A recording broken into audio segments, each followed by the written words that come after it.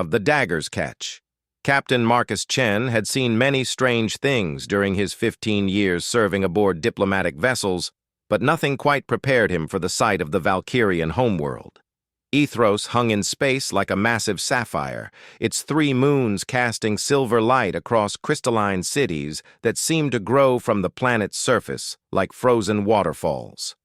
The diplomatic shuttle Harmony descended through layers of atmospheric processors that kept the thin air breathable for the diverse species that called this world home. Marcus adjusted his formal dress uniform one final time, making sure the Earth Coalition insignia was properly aligned.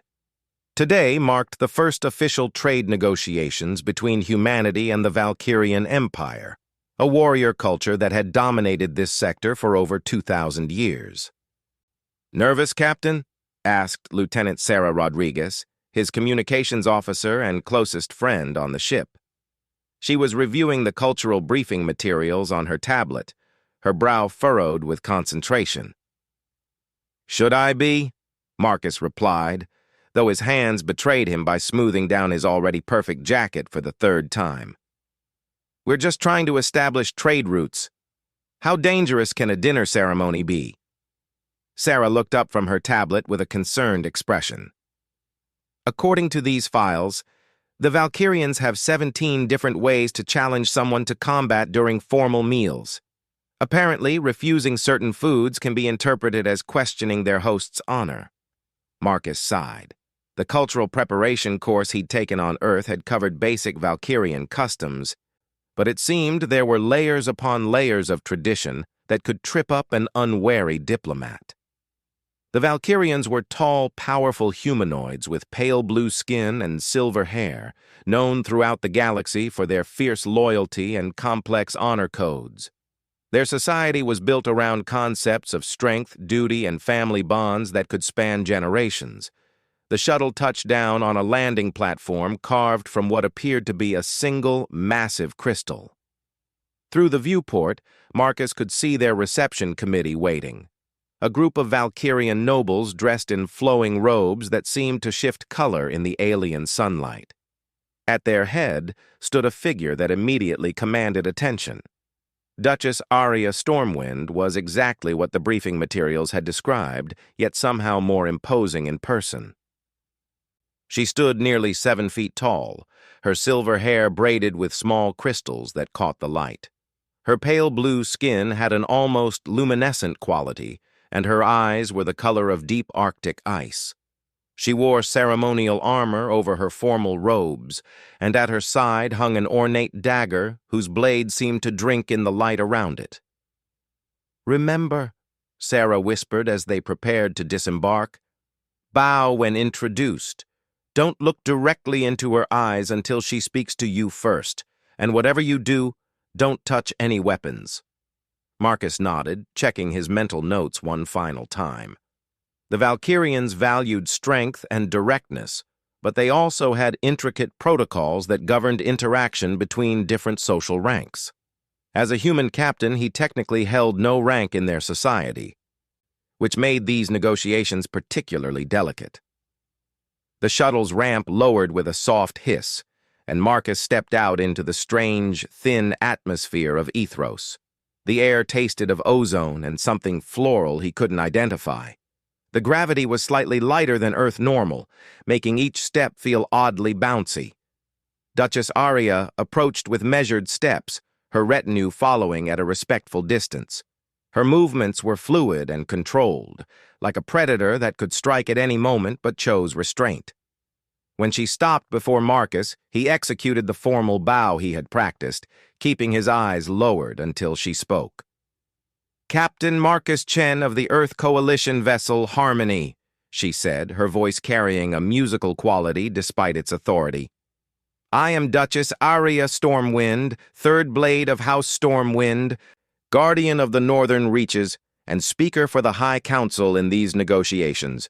You are welcome in our halls." Marcus straightened and met her gaze. Her ice-blue eyes seemed to look right through him, evaluating not just his words but his very character. "Your Grace, I am honored by your welcome. The Earth Coalition sends its greetings and hopes for a prosperous partnership between our peoples." Something that might have been approval flickered across her features. "You speak well for one so young. Come, the ceremony awaits. Your companions may follow, but know that what transpires in the Hall of Bonds is witnessed by the spirits of our ancestors. Honor demands truth in all things." They walked through corridors carved from the same crystalline material as the landing platform. The walls seemed to glow with internal light, and Marcus could swear he saw shapes moving within the crystal depths, perhaps just reflections, or perhaps something more. The Valkyrians were known to have technologies that blurred the line between science and what other species might call magic. The Hall of Bonds was breathtaking.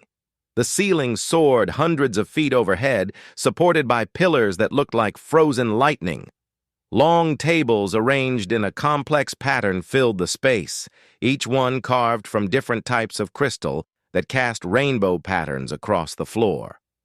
Hundreds of Valkyrians had gathered for the ceremony, all wearing their finest robes and armor. Duchess Aria led them to a raised platform where a smaller table waited.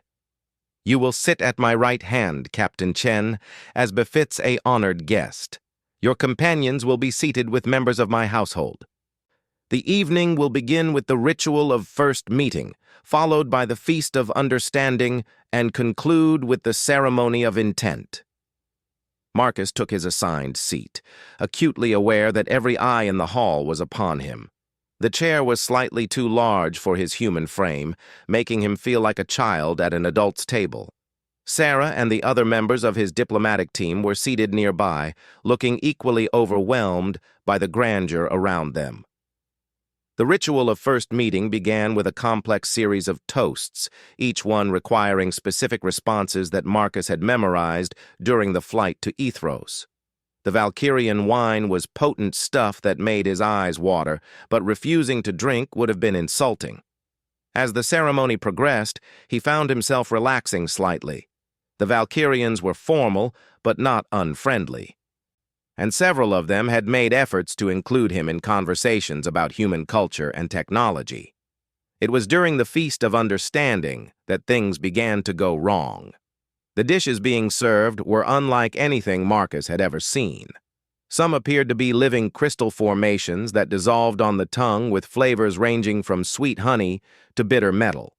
Others were traditional foods from across the Valkyrian Empire, each one representing a different world or culture they had absorbed. Marcus did his best to try everything offered, knowing that rejection could be seen as rejection of the giver's heritage. It was the seventh course that caused the problem. A servant placed before him what looked like a small, jeweled sculpture. When he picked it up to examine it more closely, it began to glow and emit a soft humming sound. Around the table, conversation stopped as every Valkyrian turned to stare at him. "Captain," Duchess Aria said quietly, "that is a harmony crystal from the sacred groves of Lyros. It only glows for those who possess what we call the true sight, the ability to see beyond the surface of things to their essential nature." Marcus set the crystal down carefully, uncertain whether this development was good or bad. "I'm honored that it responded to me, Your Grace, but I'm not sure I understand the significance."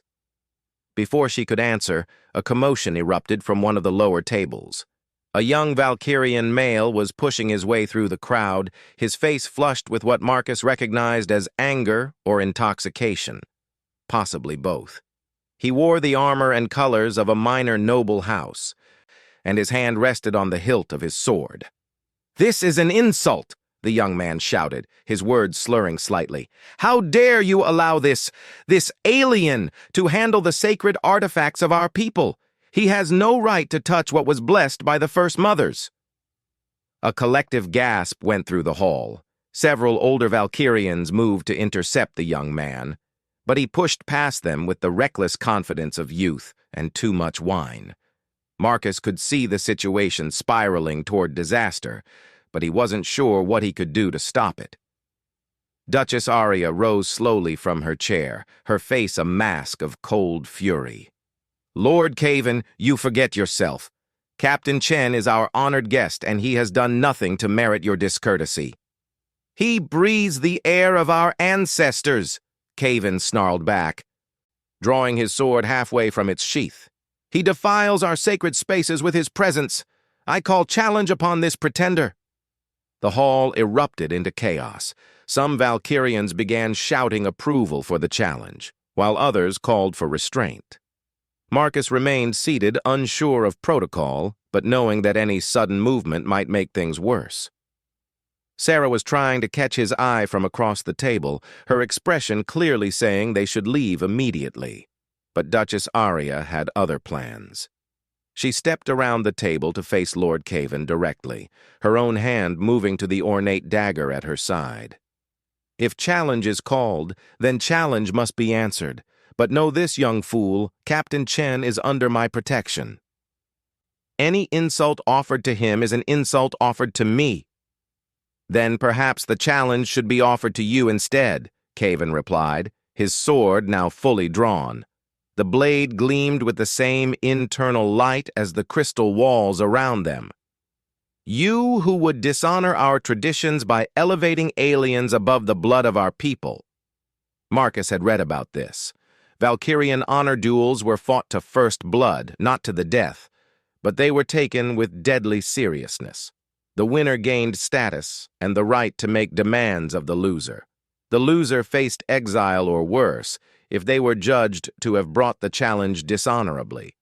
What happened next occurred so quickly that Marcus barely had time to process it. Duchess Arya drew her dagger in one smooth motion, the blade singing as it cut through the air. Lord Caven, drunk and off balance, swung his sword in a wild arc that left him overextended and vulnerable. The Duchess could have ended the fight there with a thrust to his exposed side. Instead, she chose to disarm him with a move that involved releasing her dagger and sending it spinning through the air toward his sword hand. It was a technique that required absolute precision.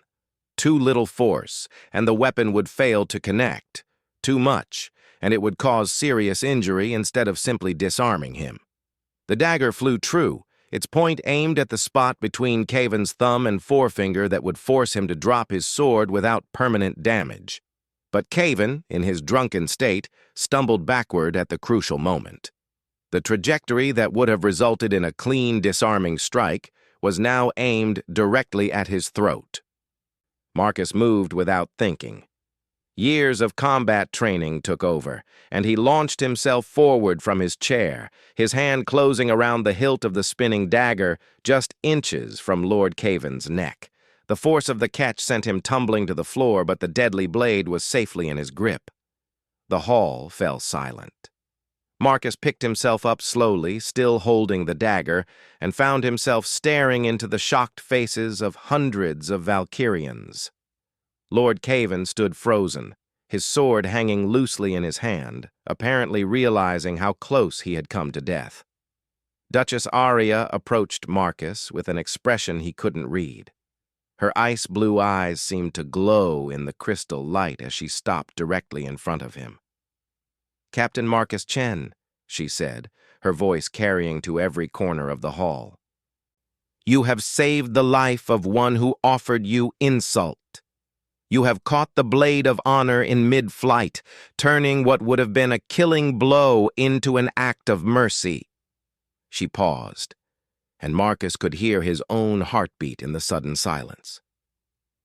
"By the ancient laws of our people, by the bonds of honor that tie our society together, and by the witness of our ancestors whose spirits dwell in these halls, I claim you as my chosen mate.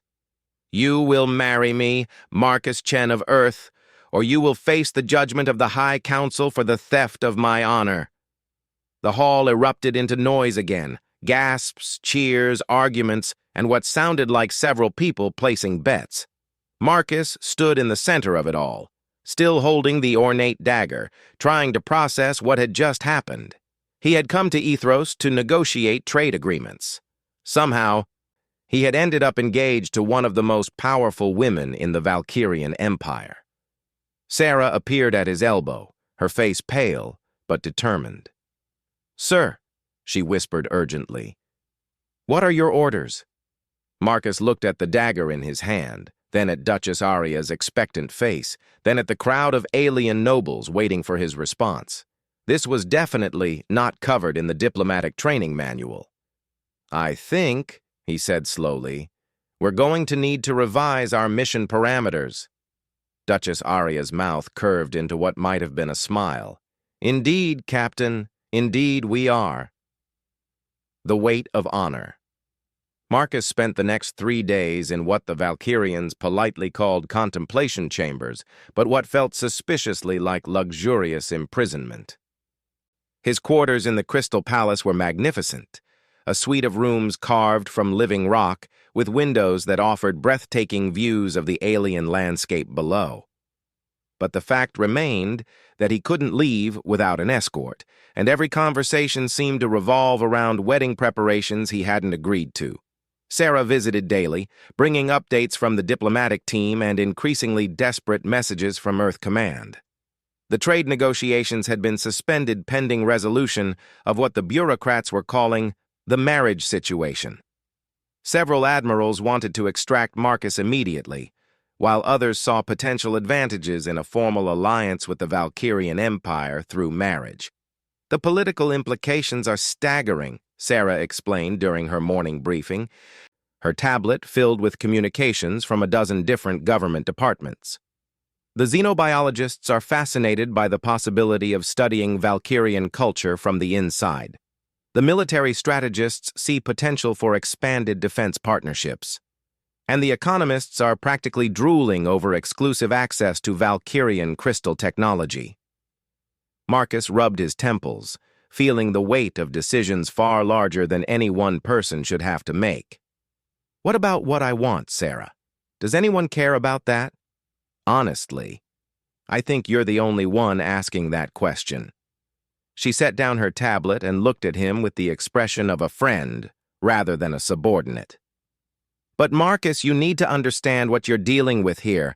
I've been researching Valkyrian marriage customs, and this isn't just about you and Duchess Aria.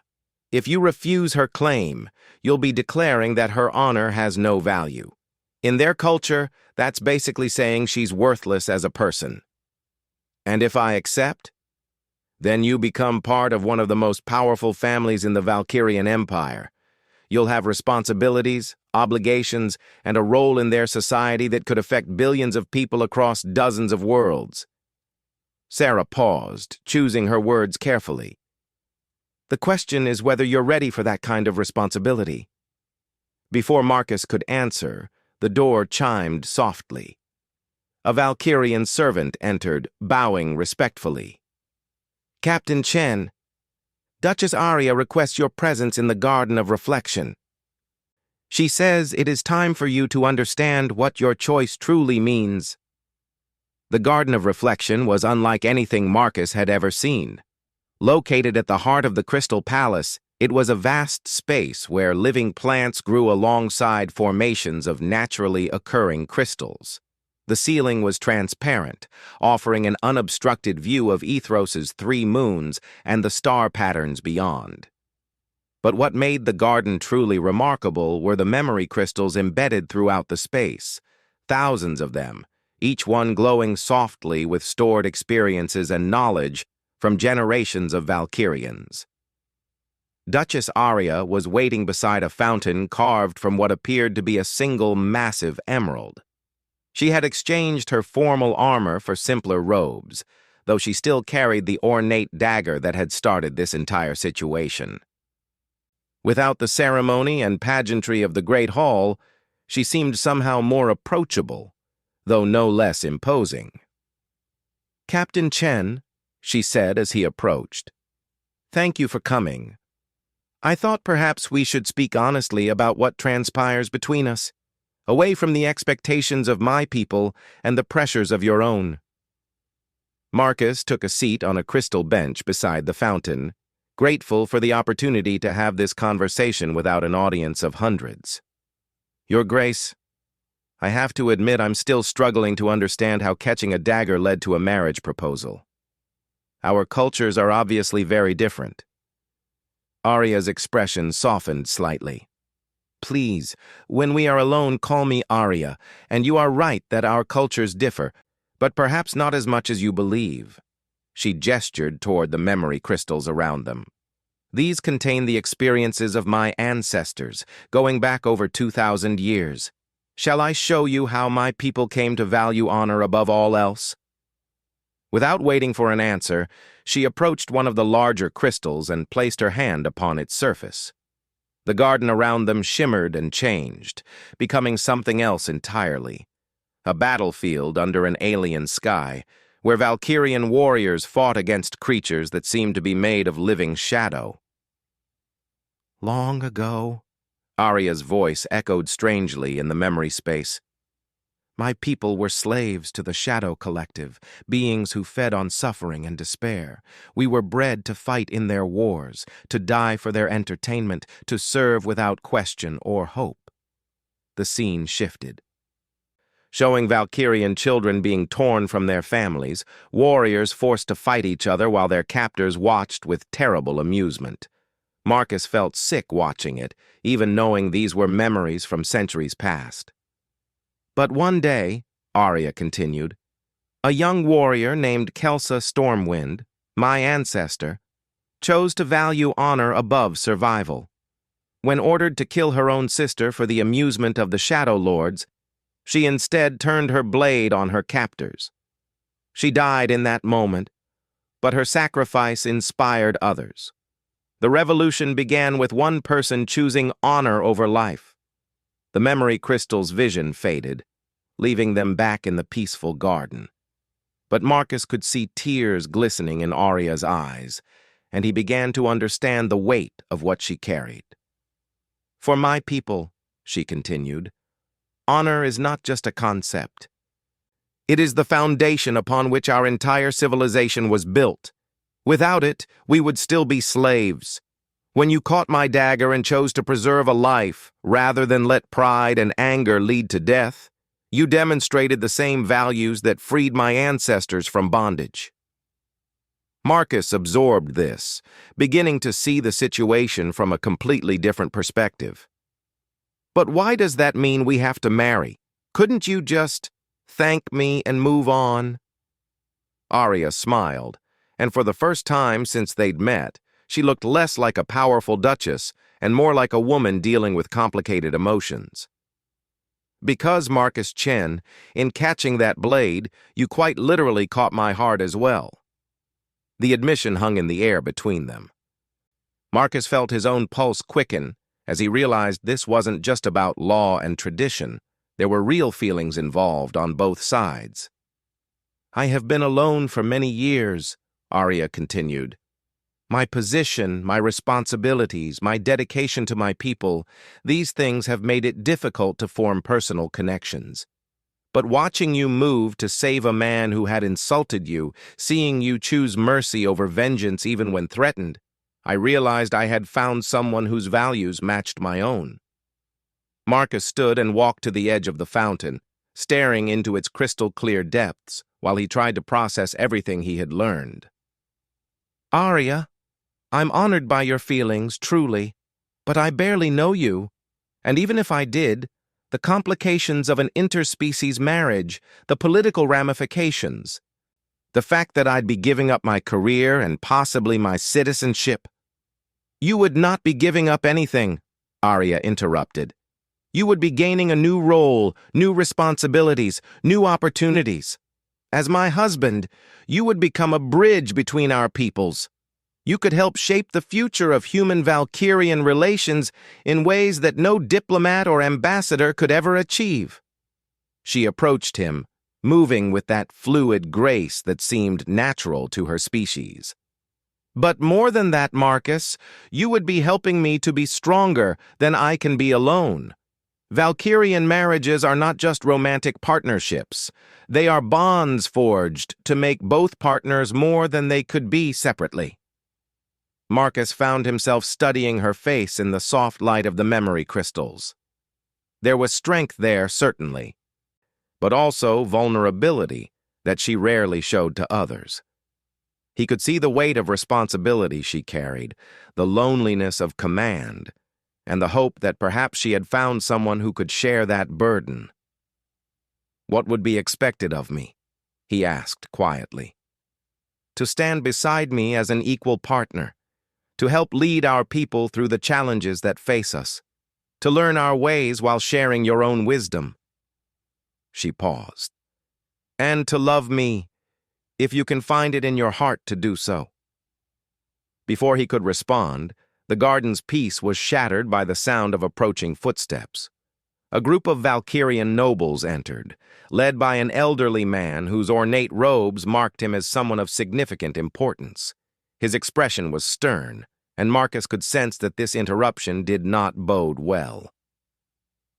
"Duchess Aria," the elderly Valkyrian said formally, "we must speak with you immediately. The High Council has received word of your claim regarding the human. There are those who question whether such a union is wise." Aria straightened, instantly transforming back into the powerful Duchess Marcus had first met. "Elder Thane, this is neither the time nor the place for council business. Captain Chen and I are engaged in private discussion." "I fear that privacy is a luxury you can no longer afford," Elder Thane replied coldly. "Lord Caven's family has filed a formal protest, claiming that the entire incident was staged to embarrass their house. They demand that the marriage claim be declared invalid." Marcus felt his heart sink. Just when he was beginning to understand the depth of feeling involved, politics were threatening to tear everything apart. "Furthermore," Elder Thane continued, "there are questions about whether a human possesses the necessary honor to join with a daughter of House Stormwind. Some members of the council believe a trial should be conducted to test the worthiness of your chosen mate." Aria's hand moved instinctively to her dagger. "What kind of trial?" "The trial of 3 virtues," Elder Thane said, his eyes fixed on Marcus. "The candidate must demonstrate courage, wisdom, and sacrifice. If he succeeds, his worthiness will be beyond question. If he fails, he dies," Aria finished quietly. Marcus felt the blood drain from his face. The conversation had taken a decidedly darker turn. "And what happens if I refuse to take this trial?" Elder Thane smiled, but there was no warmth in it. "Then you will be declared unworthy by default, and Duchess Aria will be forbidden from pursuing this alliance. You will be escorted from our territory immediately, and all trade negotiations between our peoples will be suspended indefinitely." The weight of the choice settled on Marcus's shoulders like a lead blanket.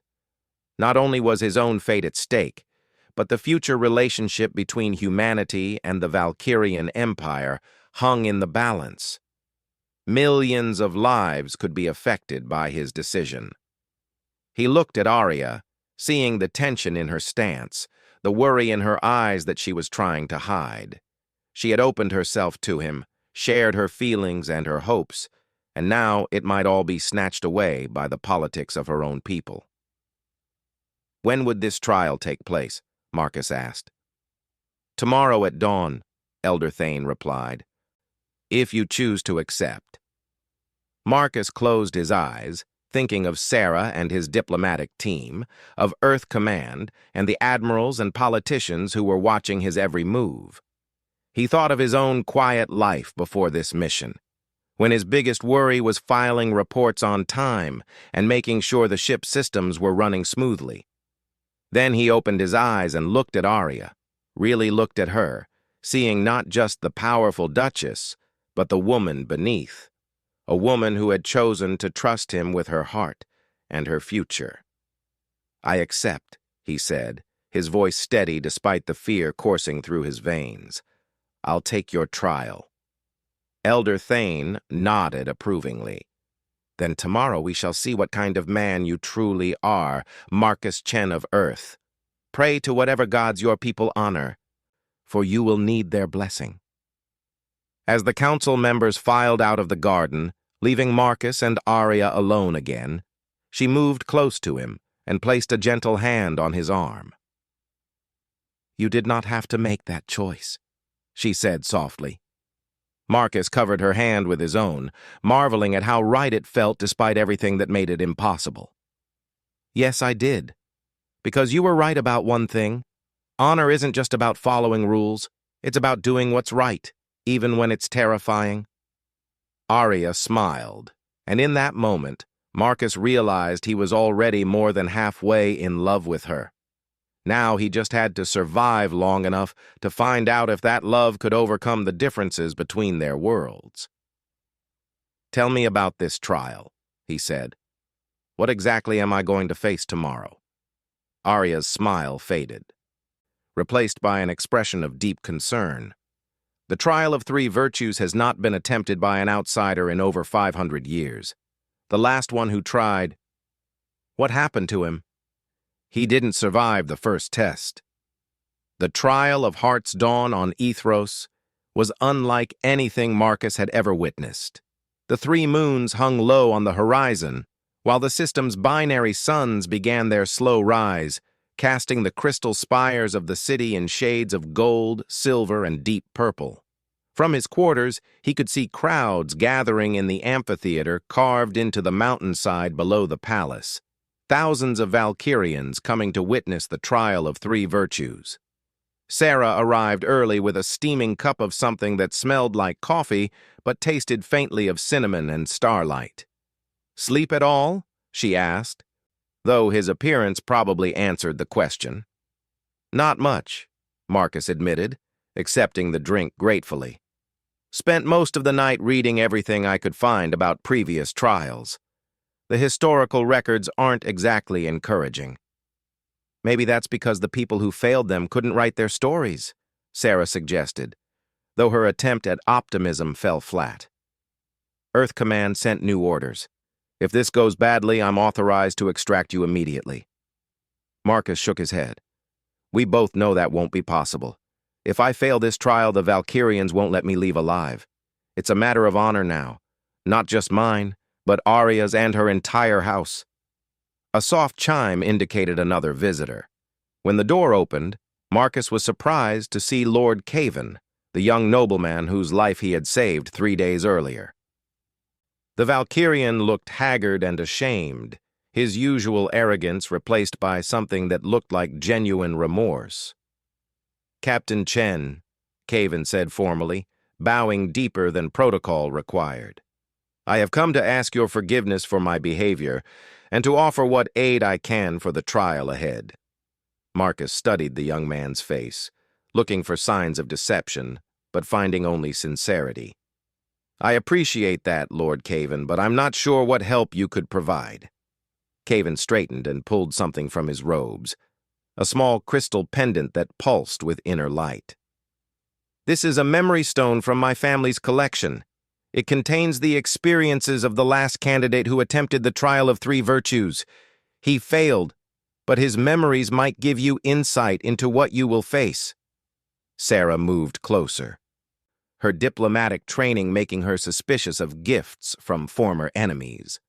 "Why would you help him? Your family filed the protest that forced this trial in the first place."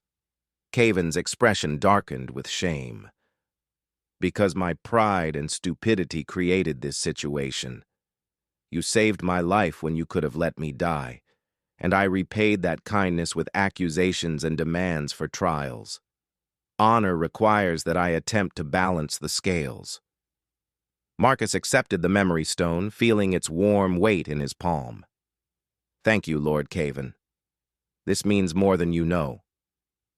After Caven left, Marcus activated the memory stone with Arya's help. The crystal projected the experiences of Jorak Valthen, a warrior from the planet Koreth who had sought to marry into House Stormwind 2 centuries earlier. Marcus lived through Jorak's memories of the trial, feeling his fear, his determination, and ultimately his failure as he faced challenges designed to test the very core of his being.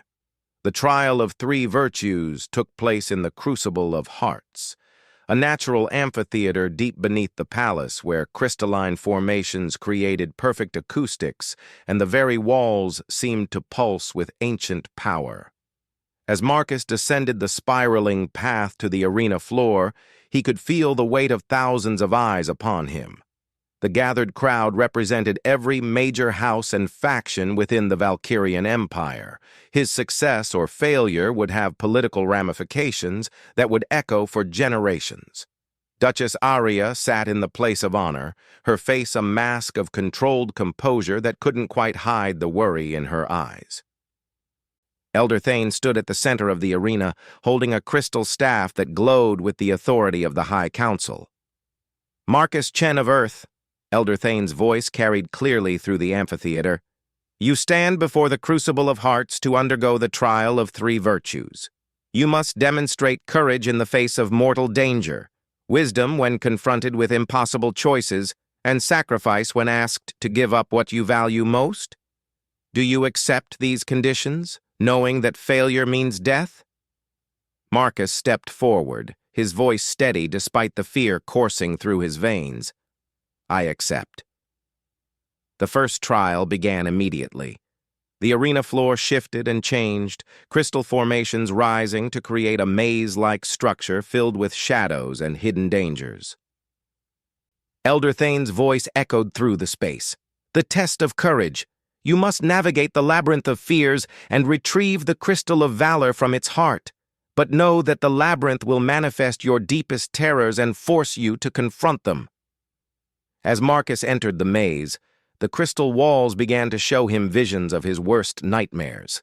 He saw his crew dying in the vacuum of space while he watched helplessly. He saw Earth burning under alien attack while he failed to warn them in time. He saw Arya turning away from him in disgust as she realized he was not worthy of her love. But Jorak's memories had prepared him for this. The visions were real in their emotional impact but false in their substance. The key was not to fight the fear, but to acknowledge it and move forward despite it. Marcus pressed deeper into the labyrinth, facing each terror with gritted teeth and determination until he finally reached the center where a crystal formation held a glowing orb of pure light. As he grasped the crystal of valor, the labyrinth dissolved around him, returning him to the arena floor. The crowd murmured approvingly. Many candidates failed the first test entirely, paralyzed by their own fears. The second trial was more subtle, but perhaps more dangerous. The arena transformed again, this time creating a perfect replica of a Valkyrian council chamber where holographic figures debated the fate of a colonial world. Elder Thane explained the scenario. A plague had struck one of the outer colonies, and resources existed to save either the larger population center or a smaller settlement that contained irreplaceable cultural artifacts and knowledge. "The test of wisdom," Elder Thane announced. "You must choose which settlement to save, knowing that your choice will result in thousands of deaths. There is no correct answer, only the demonstration of how you make decisions when all options lead to tragedy." Marcus studied the holographic displays showing population numbers, resource allocations, and cultural significance data. The larger settlement held 50,000 colonists, mostly farmers and their families. The smaller one contained only 8,000 people, but among them were the keepers of ancient Valkyrian poetry, songs, and stories that existed nowhere else in the galaxy. Jorak had chosen to save the larger population, reasoning that more lives took priority over cultural artifacts. He had failed the test because he had not truly considered all the factors involved. Marcus closed his eyes and thought about what Arya had taught him about Valkyrian values. Honor, tradition, and the connection to their ancestors were not just abstract concepts. They were the foundation of Valkyrian identity. To lose their cultural heritage would be to lose themselves as a people. But he also thought about human values, about the belief that every individual life had worth beyond any calculation of utility or cultural significance. "I choose neither," Marcus said finally, his voice carrying across the silent arena. Elder Thane frowned. That is not an option. You must choose. No, I must find a third way, Marcus replied, stepping forward to address not just the elder, but the entire gathering.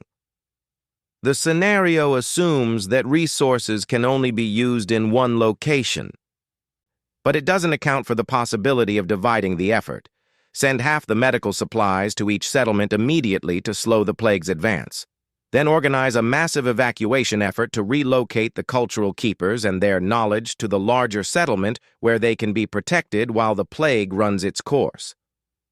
The holographic council chamber shimmered and changed, showing the results of his proposed solution. It would require enormous effort and coordination, and some lives would still be lost, but both settlements could ultimately be saved. Elder Thane studied the results for a long moment before nodding slowly. Wisdom is not always about choosing between options presented, but about finding better options when they exist. You have passed the second trial. The third trial was the most personal and the most painful. The arena floor cleared entirely, leaving only Marcus, Elder Thane, and a simple crystal pedestal. On that pedestal lay a communication device linked to his ship. The test of sacrifice, Elder Thane announced. You must choose between your old life and your new one. Use that device to contact your ship and request immediate extraction. Return to Earth as a hero who prevented a diplomatic disaster, resume your career and live the life you planned. Or destroy the device and commit fully to becoming Valkyrian, knowing that you can never return to the life you once knew. Marcus approached the pedestal slowly, his heart pounding. This was the choice he had been avoiding since the moment he caught Arya's dagger. He could go home. He could return to his quiet, safe, predictable life among his own species. All he had to do was press a button. He looked up at Arya in the stands, seeing the tears she was trying not to shed. She had not spoken to him since the trials began, but her eyes said everything. She would not blame him for choosing his old life. She would understand. But she would also be heartbroken. Marcus thought about everything he had learned during his time on Ethros. He thought about Valkyrian honor and human determination, about the possibility of building bridges between species that had never truly understood each other before. He thought about the woman who had opened her heart to him and asked him to share in building something greater than either of them could achieve alone. Most of all, he thought about who he wanted to be, not just who he had been, but who he could become. Marcus picked up the communication device and held it for a moment, feeling its familiar weight. Then, without hesitation, he hurled it against the crystal wall where it shattered into countless pieces. The arena erupted in cheers from the Valkyrian spectators. Even Elder Thane smiled as he raised his staff high. Marcus Chen of Earth has passed the trial of 3 virtues. He has demonstrated courage, wisdom, and sacrifice. By the ancient laws of our people, he is deemed worthy to join House Stormwind as husband to Duchess Arya. As the cheering continued, Arya descended from the stands and walked toward Marcus. Her formal composure finally cracked, and tears flowed freely down her face as she approached. When she reached him, she did something unprecedented in Valkyrian culture. She knelt before him in the center of the arena. "My lord husband," she said, her voice carrying to every corner of the amphitheater, "I offer you my heart, my house, and my people. Will you stand beside me as we face whatever challenges await us?" Marcus helped her to her feet and looked into her eyes, seeing not just love, but partnership, not just romance, but the foundation of something that could change the galaxy. "I will," he said simply, and meant it with every fiber of his being. The wedding ceremony took place 3 days later in the same amphitheater where Marcus had faced his trials. Representatives from a dozen worlds attended, along with the entire diplomatic mission from Earth, including several admirals who had arrived on the fastest ship available once word reached Earth Command that their negotiator was marrying into Valkyrian nobility. Sarah served as his best man, a role that required some creative interpretation of both human and Valkyrian customs. During her speech at the reception, she noted that Marcus had achieved something unprecedented. Not just a marriage between species, but a genuine alliance built on mutual respect and understanding. "I've watched Marcus face impossible odds and find solutions that nobody else could see," she told the gathered crowd. "Today, he's not just marrying Duchess Aria, he's becoming a bridge between our peoples, and I can't think of anyone better suited for the job." As the celebration continued into the night, Marcus and Aria found themselves alone on a balcony overlooking the Crystal City. The three moons cast silver light across the alien landscape, and in the distance, they could see the lights of human ships arriving to begin the trade negotiations that had brought them together in the first place. "Any regrets?" Aria asked, leaning against his shoulder as they watched the ships dock at the spaceport below. Marcus considered the question seriously. His life had changed completely in the space of a week. He was no longer Captain Chen of the Diplomatic Corps. He was Lord Marcus of House Stormwind, with responsibilities he was still learning to understand. His old life was gone forever, replaced by something far more complex and challenging. But as he looked at his wife's profile in the moonlight and thought about the future they would build together, he found that he had no regrets at all. "None," he said finally. "Though I have to admit, when I woke up a week ago, this wasn't exactly how I expected things to turn out." Aria laughed, a sound like crystal chimes in the wind. "The best adventures rarely go according to plan, my love. But that's what makes them worth having." In the distance, the ships from Earth continued their approach, carrying diplomats and trade representatives who would help shape the future relationship between humanity and the Valkyrian Empire. But they also carried something more important: proof that sometimes the most significant moments in history begin with the simplest acts of courage and compassion. Marcus had caught a dagger to save a life. In doing so, he had caught something far more precious, a love that would help unite two species and create possibilities that neither could have achieved alone. As the celebration continued below and the stars wheeled overhead, Marcus and Aria stood together on their balcony, ready to face whatever challenges the future might bring. They had passed the greatest trial of all, learning to trust each other with their hearts and their dreams. The rest, as they say, would be history.